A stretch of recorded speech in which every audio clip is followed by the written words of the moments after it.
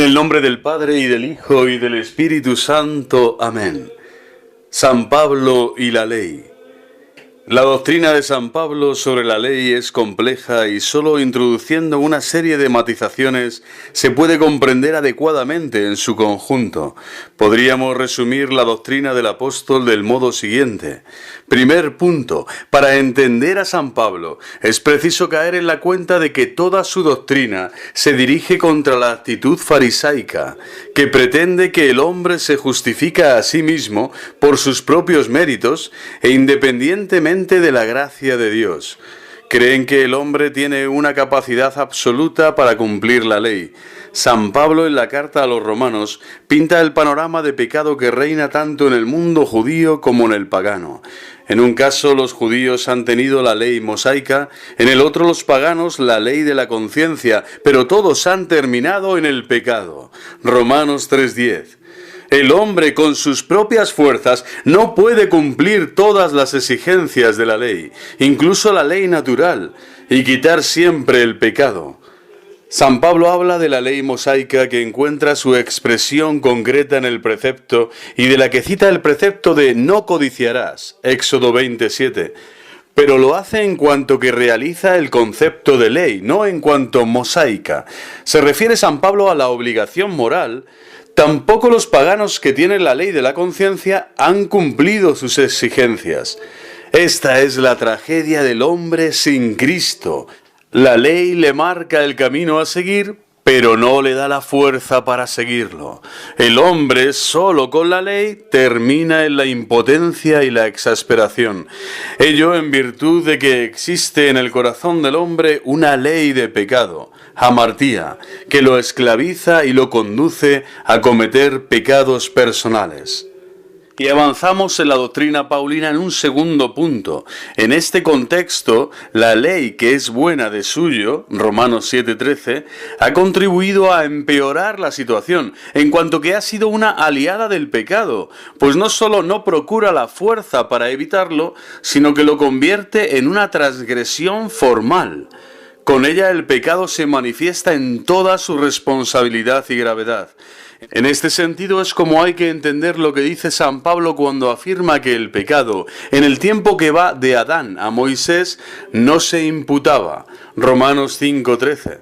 El pecado es siempre pecado, sin duda, pero cuando no había ley no era una transgresión formal y sancionable, como lo fue el pecado de Adán. La ley, por lo tanto, agrava la situación. Un tercer punto es que la ley es el pedagogo hasta Cristo, no solo en el sentido de que mientras no vino la justicia por la fe, estábamos encerrados bajo la vigilancia de la ley, Gálatas 2:21-24, sino también en el sentido de que al conducirme a la impotencia me hace sentir la necesidad de Cristo, Romanos 7:24. Si se nos hubiese otorgado una ley capaz de vivificar, la justicia vendría realmente de la ley, pero la ley nos ha hecho conscientes de nuestra impotencia. Por eso la ley es el pedagogo hasta Cristo, no solo en el sentido de que mientras no vino la justicia por la fe estábamos encerrados bajo la vigilancia de la ley. En cuarto punto, y siempre progresando en esta doctrina paulina maravillosa inspirada por Dios, nos dice que el hombre solo puede alcanzar la justificación por el don de Cristo. Solo en Cristo encuentra el hombre la fuerza y la capacidad de dominar totalmente el pecado. Y si la salvación viene de Cristo, la actitud del hombre no puede ser otra que la de la fe, en cuanto a acogida de la misma salvación, y no la confianza en las obras humanas, que para San Pablo no son otra cosa que el intento de autojustificación. Por eso Pablo habla de la justicia por la fe. Romanos 1:17, Romanos 3:32, Filipenses 3:9. Lo que hace San Pablo es contraponer el régimen de la ley, pretender cumplir la ley solo con las propias fuerzas, lo cual es imposible, y el régimen de la fe, aceptar que el hombre solo puede cumplir todas las exigencias de la ley con la gracia de Cristo. Sin Cristo el hombre termina en el pecado, termina dominado por el demonio. Un quinto punto de la doctrina paulina es que esta fe, que es un don de Dios, es al mismo tiempo un acto responsable del hombre. Se trata de una fe activa que actúa y que debe ir guiada por la caridad. Gálatas 5:6. La fe que debe llevar a la acción según la ley de la caridad. Gálatas 5:13-14. Y un sexto punto es que, de hecho, San Pablo sigue manteniendo la ley como guía y criterio de conducta y como condición para la salvación. Ni los impíos, dice, ni los idólatras, ni los ladrones, ni los ávaros, ni los borrachos, ni los ultrajadores, ni los ladrones heredarán el reino de Dios. 1 Corintios 6, 9, 10. Hay otros códigos en San Pablo como Gálatas 5, 19, 20. Lo de menos es que tales códigos tengan en San Pablo alguna influencia estoica. Lo decisivo es que hay preceptos que deciden sobre la salvación del hombre. La Iglesia ha ido aceptando el código del Decálogo, que por otro lado es una ratificación de la ley natural. La antítesis que San Pablo establece entre la ley y Cristo es esta. La ley es guía de conducta, pero no me da la fuerza para seguirla. Es Cristo y solo Cristo el que me da tal fuerza y el que me salva. En este sentido la ley es inútil, pero en su sentido didáctico de orientar la acción y de criterio objetivo de comportamiento no pierde su vigor. En este sentido, San Pablo no suprime la ley, más bien la afianza. Entonces, por la fe, ¿privamos a la ley de su valor? De ningún modo, más bien lo afianzamos. Romanos 3:31. La ley nueva del Evangelio. Vista ya la actitud de Cristo y de San Pablo frente a la ley y la moral, podemos sintetizar ya lo que la tradición cristiana ha entendido por ley nueva. Dice el Nuevo Catecismo: la ley nueva es la gracia del Espíritu Santo, dado a los fieles mediante la fe en Cristo. Actúa por la caridad, utiliza el sermón del Señor para enseñarlos lo que hay que hacer y los sacramentos para comunicarnos la gracia de realizarlo. Esta ley engloba la ley natural, pero la purifica y supera, porque obra ya por la fe, la esperanza y la caridad. La exigencia del amor a los enemigos es un estilo nuevo de vida que el hombre no puede cumplir con sus propias fuerzas. Es la ley del amor que nos impulsa a amar a los demás con el mismo amor con el que Dios nos ama. Juan 15, 12. En muchas ocasiones, la fe y la esperanza implican para nosotros exigencias nuevas y desconocidas para el hombre que carece de ellas. El cristiano mantiene su esperanza y sigue amando allí donde el hombre sin Cristo sucumbe ante la impotencia. El cristiano lo vive todo ya desde la fe, porque cuenta con Dios y con su providencia para todo. Le da no solo la energía para seguir, sino un horizonte nuevo de compromiso y amor. La ley nueva es llamada ley de amor porque hace obrar por el amor que infunde el Espíritu Santo más que por el temor. Ley de gracia, porque confiere la fuerza de la gracia para obrar mediante la fe y los sacramentos. Ley de libertad, porque nos libera de las observancias rituales y jurídicas de la ley antigua, nos inclina a obrar espontáneamente bajo el impulso de la caridad y nos hace pasar de la condición del siervo, que ignora lo que hace su Señor, a la de amigo de Cristo, porque todo lo que he oído a mi Padre, os lo he dado a conocer. Juan 15, 15. O también a la condición de hijo heredero. La tendencia del hombre hacia la felicidad, la moral ciertamente, no se puede desentender del problema de la felicidad del hombre, en el sentido de que éste va buscando siempre un tipo de felicidad que tiene la característica de lo infinito, en cuanto que hace la experiencia de que los logros de este mundo no le satisfacen nunca plenamente. Por ello el hombre va buscando, muchas veces sin saberlo, a Dios en sí mismo, disfrutado en la visión beatífica, aun cuando la consecución de este fin sea estrictamente sobrenatural y sólo como don lo pueda recibir. Ha sido Cristo el que de hecho ha colmado gratuitamente este deseo del hombre, conduciéndonos por su vida de gracia a la visión beatífica. Desde este momento tiene el hombre en su obrar abierta la puerta a la felicidad definitiva. Cristo es la felicidad definitiva del hombre. Desde entonces el hombre se encamina de hecho o al disfrute total de Dios como fin último y definitivo, o a la perdición de sí mismo. No hay otra alternativa. Diría yo, o te enamoras de Dios o pereces, o te enamoras del amor de los amores, o pereces en tu amor propio, en tu ego, en tu ignominia al final, en tu traición al amor que te ha creado, redimido y santificado. Por eso pidamos al Espíritu Santo de Dios, que es su amor pleno, el amor, la tercera persona de la Santísima Trinidad, que conoce a Dios, que nos revela a Dios, que nos enseña cómo es Dios, que nos ayuda y enseña a orar a Dios, enamorarnos cada vez más de Él. Pero, ¿cuándo el hombre se orienta en su obrar a la felicidad de Dios como fin último?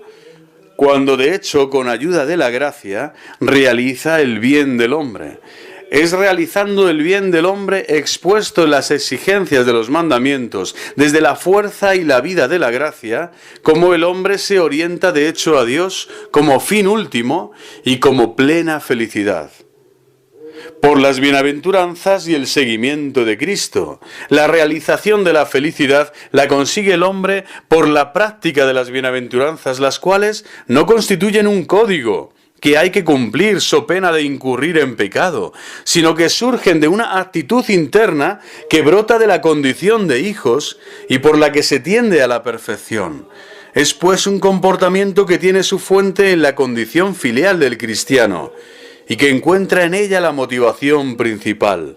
Somos hijos de Dios, hijos en el Hijo, bautizados en Cristo. La vida de Cristo está en nosotros.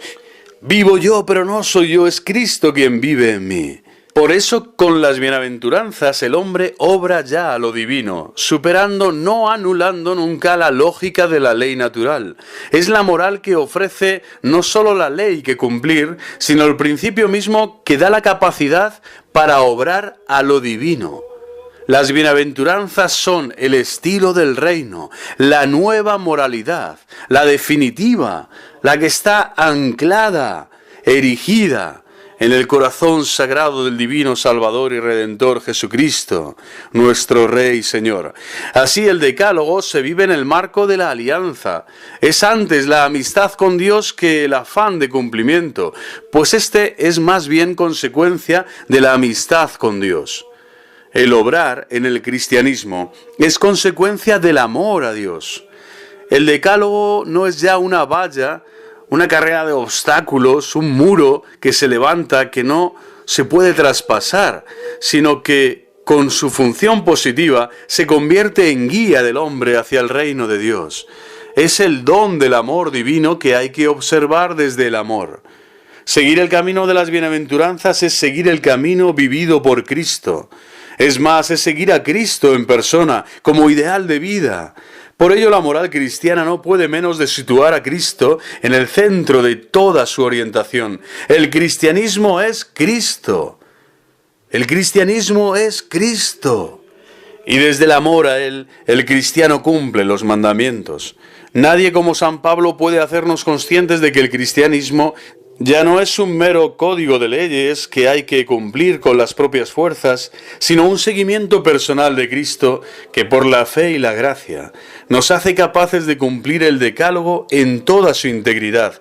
Dicho de otra forma, en el cristianismo no queda eliminado el decálogo, pero el decálogo se vive desde Cristo, desde la alianza con Él.